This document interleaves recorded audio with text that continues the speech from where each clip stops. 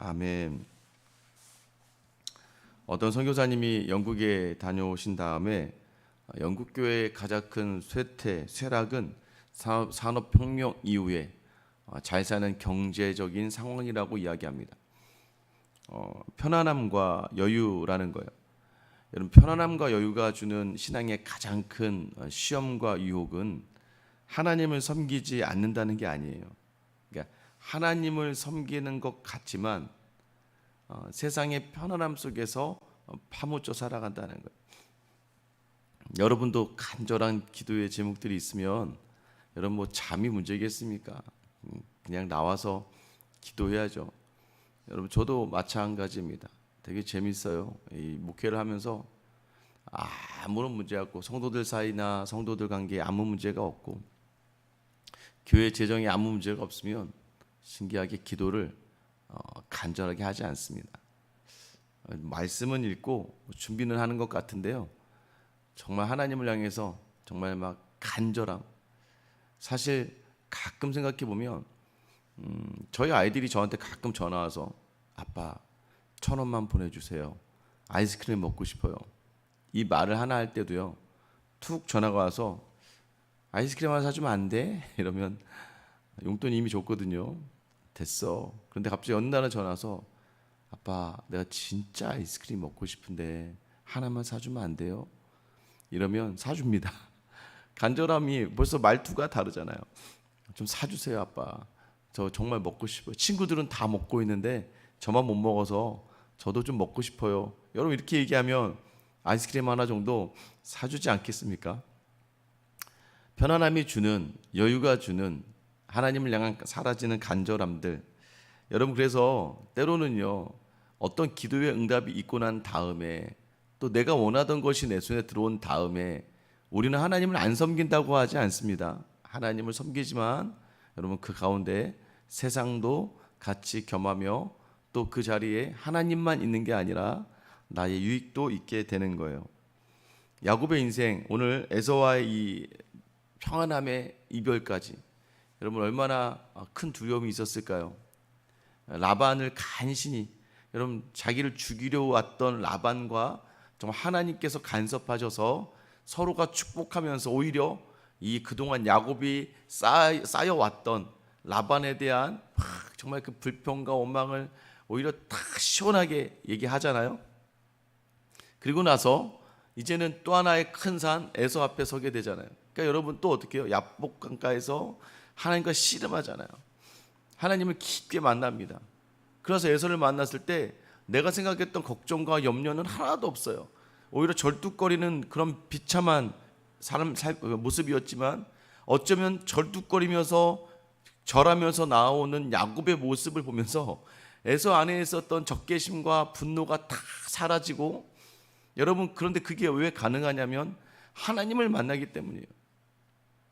어제 이제 제자반을 몰아서 하는 바람에 우리 이제 집사님 댁에 가서 여자반하고 남자반 했더니 2시에 가서 7시 한 10분 되니까 한 5시간 10분을 제가 어느 성도 집에 가서 5시간 있어 본 적은 또 처음인 것 같은데 봉사에 대해서 이렇게 이야기했습니다. 여러분 왜 섬기다, 봉사는요 섬김이거든요. 왜 섬기다가 낙심하느냐, 이걸 이제 같이 나누는 거죠.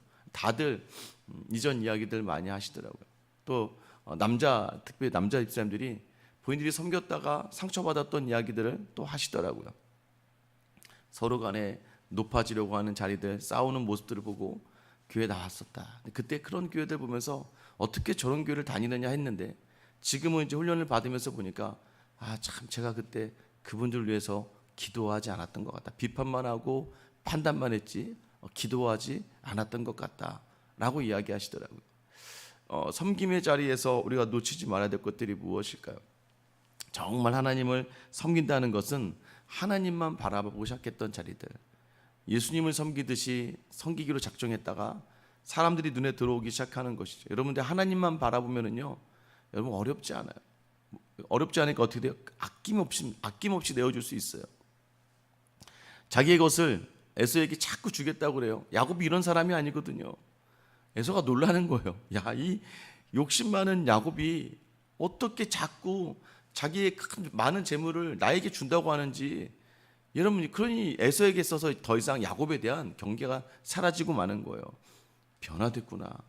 동생이 완전 달라졌구나. 여러분, 우리가 하나님을 만났다는 것은 그걸 얘기하는 거예요. 여러분, 전능하시고 전지하시고 완벽하신 하나님을 만났는데 아직도 세상의 것들로 인해서 그걸 붙들고 살아가는 것 자체가 잘 살기 되게 어렵죠, 여러분. 근데 망하기도 어렵습니다. 그러니까 삶이 어렵게 살기도 힘들어요. 제가 항상 갓 태어난 아이들 이렇게 붙잡고 걱정하는 저희 이제 뭐 제자들에게 항상 하는 얘기가 있어요. 야, 아이를 잘 키우는 것도 너무 힘든데 사실 애들이 잘 안 죽어. 애들 있잖아, 잘 살아. 어떻게든 너무 걱정하지 마. 살아내더라. 저는 요즘에 그런 것들을 더 경험하는 것 같아요. 아이들을 자꾸 손에 쥐려고 하면, 여러분, 아이들 막 쥐려고 하면 또 답답해요. 그냥 놔두면 알아서들 무언가를 찾아가고 찾아내더라고요. 여러분, 기억하셔야 됩니다. 하나님을 온전히 만난다는 건 무엇을 이야기하냐면, 그 전에 내가 붙들었던 것들이 아무것도 아니게 되는 게 바로 하나님을 만나는 자리예요. 근데 그게 너무나 재미있고 신기하냐면, 하나님을 만나는 기쁨과 즐거움이 계속해서 되니까, 여러분이 왜 이 새벽에 나와야 됩니까? 여러분, 이 새벽 기도를 왜 나오게 되는 거예요? 이 새벽은요, 이 특별한 은혜가 있는 거예요. 왜요? 이 하루의 시작을 하나님과 함께 시작하지 않으면, 여러분, 바빠서 기도하는 거예요. 이 새벽에 여유가 있어서 여러분이 기도로 나오는 게 아니에요. 여유가 있으시면 여기 오전 오후에 교회 비어있고 음악 잘 틀어있거든요. 그때 나와서 기도하시면 돼요. 근데 이 시간 너무나 분주한 상황 속에서 하나님을 놓치고 살아가면 안 된다는 그 간절함이 어쩜 우리의 새벽의 자리가 아니겠습니까? 여러분, 오늘 에서와의 그 관계도요, 오늘 너무나 멋있고 아름답게 끝나요. 야, 형인대로 가자. 형이 책임져 줄게. 에서가 세일산에서 큰 민족을 이루었습니다. 여러분, 그런데 야곱이 오늘 따라가지 않아요. 변명을 대고 이유를 댑니다. 사실 거짓말이죠. 근데 여러분, 거짓말, 야, 어떻게 성경은 자꾸 이렇게 거짓말이 나오는지 몰라 라고 생각하는데, 그 기준은 거짓이냐 아니냐, 그 거짓이 옳으냐 아니냐 누가 판단하는 거예요? 하나님이 하는 거예요. 근데 하나님 기준에서는 뭐예요? 하나님 기준에서는 야곱이 에서를 따라가 봐야 야곱의 주인이 에서가 되는 거예요. 그러나 이삭을 통해서 하나님은 어떤 약속을 주셨어요? 너는 에서의 주인이 될 거야. 너는 너의 형제의 주인이 되는 것이 바로 야곱에게 주신 축복의 말씀이에요. 야곱이 머리를 굴리던, 야곱이 어떤 상황이든 하나님은 하나님의 약속의 말씀을 이루어 가셔서 야곱으로 이스라엘을, 또 이 에돔 족속을 다스리게 하는 그 주인의 민족으로 세워주신다는 거예요. 여러분, 우리는 야곱 대단하다. 근데 여러분, 오늘 또 이제 야곱의 믿음의 자리에 살짝 틈이 나기 시작해요. 사실 마지막 20절에 보면 세겜으로까지 가서 거기에 제단을 쌓고 그 이름을 엘렐로의 이스라엘이라 불렀더라 라고 이야기해요. 이 의미는 하나님만이 진짜 하나님이라는 거예요. 하나님만이 이스라엘의 진정한 하나님이다. 하나님은 이스라엘의 하나님이다. 이스라엘이 누구예요? 자기잖아요. 하나님은 자기와 자기 민족의 하나님이 되실 것이다. 하나님 이끄실 것이다. 이 고백은 너무나도 좋아요. 그리고 또 제단을 쌓았다고 이야기하잖아요. 여러분, 세상의 사람들이라는 게 뭐예요? 성을 쌓습니다. 세상의 사람들이라는 자리가 성을 쌓는 자리예요. 원래 가인에게 하나님께서는 복을 주세요. 가인에게 어떤 복을 주셨을까요? 아벨을 죽이고 이제 나서 하나님께서 가인에게 뭐라고요? 약속을 주세요. 약속을. 너 유리하는 자가 되어라. 정처 없이 다녀야 된다. 여러분, 이 얘기는 뭘까요? 이 멈추지 말고 계속해서 움직여라. 그 땅에 유목하는 그런 삶의 특징이 뭔지 아세요? 기후와 도적과 강도로부터 여러분 유일하게 하나님이 지켜주시지 않으면 안 된다는 걸 경험하는 민족으로 살라는 건데, 이 가인은 가자마자 바로 성을 쌓잖아요. 에녹성을 쌓아요. 자기를 지키기 위해서 에녹성을 쌓고 성을 쌓기 시작합니다. 사람들이 자기에게 오지 못하게 하고 자기 힘으로 자기를 보호하려고 하는 그러한 자리에 서게 되는 거죠. 그런데 믿음의 사람들 노아, 아브라함, 이삭, 오늘 야곱까지 뭘 쌓아요? 제단을 쌓아요. 제단은 무엇입니까? 다듬지 않은 돌을 모아서 그곳에 하나님 기뻐하시는 제사물을 올려놓고 하나님께 제사를 드리는 거예요. 그러니까 우리의 삶의 자리는 늘 하나님이 기쁘시게 하는 예배를 추구하며 살아가는 삶이지, 세상과 같이 무언가를 쌓아두고 쟁여두고 무언가를 굳게 만들어 놓는 자리가 아니라는 걸 아셔야 됩니다. 여러분, 그런데 오늘 야곱의 이 믿음의 균열이 가요. 어디로 합니까? 형 에서를 떠나보내고 나서 여러분 잘 기억하셔야 돼요. 야곱이 원래 하나님과 약속한 게 있어요. 어디로요? 베델로 가야 돼요. 베델로 다시 돌아가기로 하나님과 약속했거든요. 어떻게 보면 지금의 그런 과정일 수도 있겠죠. 처음엔 아마 야곱도 잠깐 숫곳, 우리간이라고 하는데 숫곳에 잠깐 들렸다가 잠깐 세겜에 갔다가 그 다음에 베델로 가야 될 생각은 하고 있었을 수도 있어요. 자, 그런데 처음에 숫곳에 갑니다. 여기서부터 틈이 일어나요. 17절에 보면 야곱은 숫곳에 이르러 자기를 위하여 집을 짓고 그의 가축을 위하여 우리간을 지었으므로. 여러분, 집을 짓고 우리간을 짓다라는 표현은 뭐예요? 여기서 정착하려는 의도가 있겠죠. 근데 이게 하나님 뜻이 아니니까 하나님은 이곳에서 옮기게 합니다. 18절에 보면 야곱이 밧단 아람에서부터 평안히 가나안 땅 세겜의 성읍에 이르러 다시 세겜으로 이동합니다. 그 성읍 앞에 장막을 지어요. 처음에는 성읍 앞에 장막을 지어요. 여러분, 마치 누구와 같을까요? 이 아브라함과 롯 기억하시죠? 이 조카 롯이 아브라함과 떨어집니다. 돌아보니까 어디가 좋았어요? 소돔성이 괜찮아 보여요. 소돔으로 처음에 가까이 갑니다. 소돔에 가까이 갔다가 나중에 어떻게 소돔 안으로 들어가는 것처럼 오늘 아브라함도 세겜이라고 하는 성을 보니까 괜찮아 보여요. 근데 처음에는 나는 갈 데가 있지 하면서 세겜 앞에 장막을 쳤습니다. 여러분, 우리의 삶이 그래요. 하나님께 기도하고 간구해서 기도의 제목이 이루어지고 뭔가 문제가 좀 해결되고 보면 나도 모르게 내 눈이 세상을 향하고 있다는 것을 알게 돼요. 편안하면 다시 세상을 바라봐요. 그래서 그런데 또 믿음은 있으니까 어설프게 그곳에 가서 꾸역꾸역 가고 있는 거예요. 그 앞에 서 있다가 결국 어떻게 됩니까? 여러분, 19절 보세요. 그 장막을 친 밭을 세겜의 아버지 하몰의 아들들의 손에서 베크시타에 샀으며. 이제 그 장막에 돈을 주고 그 땅을 샀다는 얘기예요.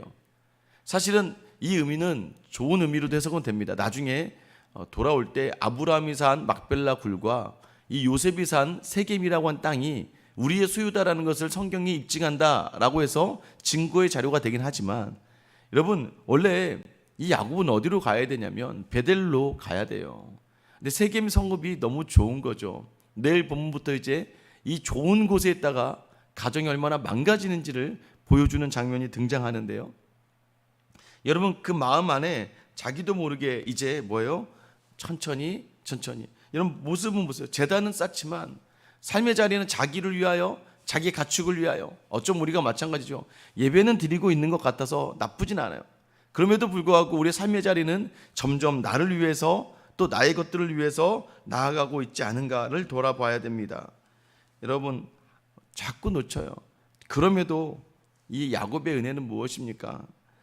엘렐로의 이스라엘은 늘 이렇게 자기처럼 살아가지만 하나님은 늘 그 이스라엘을 붙드신다라는 것을 그래도 고백하게 하신다는 거죠. 여러분, 아셔야 됩니다. 우리의 인생이 야곱과 똑같은 거예요. 늘 왔다 갔다 하고 괜찮을 때는 하나님이 없는 것 같고, 근데 갑자기 문제가 생기면 또 언제 그래 하나님을 붙들다가 또 해결되면 다시 세상을 향하고 왔다 갔다 하는 인생과 삶을 살아가는 우리의 모습 속에서도 하나님은 변치 않으시며 온전하고 동일한 눈길과 시선으로 우리를 바라보고 계시며, 여러분, 그래서 우리가 지혜로운 사람은 무엇입니까? 여러분, 똑똑한 사람 뭐예요? 시험이 다가와서 벼락치기로 시험을 준비하는 것도 하는 게 어디예요? 좀 그것도 감사할 수 있고 참 괜찮죠. 근데 여러분, 이전부터 계속해서 시험을 잘 준비된 사람들은요, 시험 기간이라 할지라도 자기의 컨디션과 자기의 모든 루틴을 망가뜨리지 않죠. 여러분, 중요한 건 무엇입니까? 지혜로운 사람은 때를 알고 하나님의 일들을 알고 하나님의 계획을 알고 이 모든 일이 누구의 손에 있는지를 알면서 준비할 수 있는 사람인 것 같습니다.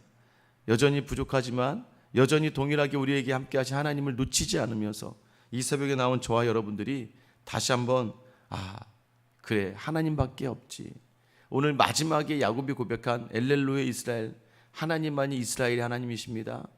하나님만이 나의 온전한 한 분 하나님이십니다를 고백하는 이 자리가 되기를 예수님의 이름으로 축원합니다. 여러분 놓치지 마셔야 돼요. 실수할 수 있어요. 잠깐 시선이 옮겨질 수 있습니다.